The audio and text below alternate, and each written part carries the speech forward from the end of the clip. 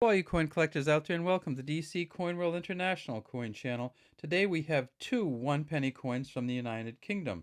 On the right we have the 1970 one penny, and on the left we have the 1971 one new penny. And of course, this is the advent of decimalisation of the British pound. And so we went from a one penny coin, which was worth 1/240th of a pound, to a one penny coin, which was worth 1/100th of a pound. So this coin here on the left is worth 2.4 of these. Let's look at the old or large one penny coin from Great Britain. This coin was first issued, the one penny coin was first issued in 1707, trying to kind of globalize the one penny in all of Greater Britain. And so this actually replaced the Scottish 1 shilling coin, I believe, and was the coin of the realm, a one penny coin.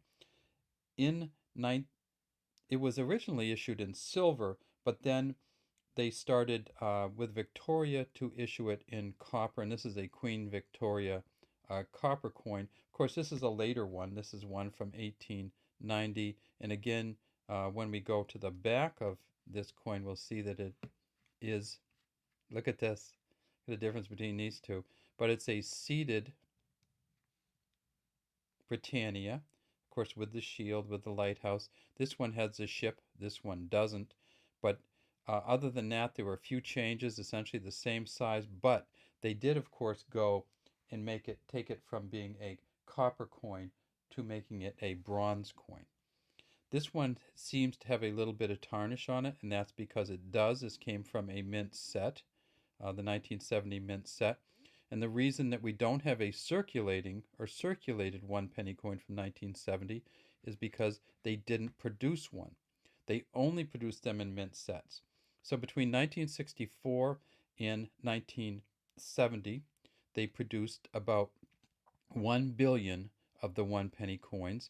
They knew they were going out of circulation, and so from 1967 on, they didn't produce any except for 1970 when they produced 750,000 mint sets, or proof sets, or almost uncirculated, or a brilliant uncirculated sets from the Royal Mint. So this coin came from one of those 750,000 brilliant uncirculated sets, and it is not very rare because they had 750,000, and because a year later they took it out of circulation. These coins are not rare, but they're relatively valuable just as the last of their kind. So what happened after that? Well, they brought in the one new penny. And of course, this is same front, except we have a different portrait. So as you may have noticed, this is the Mary Gillick first portrait of Queen Elizabeth, wearing the bow in her hair, and the laureate portrait.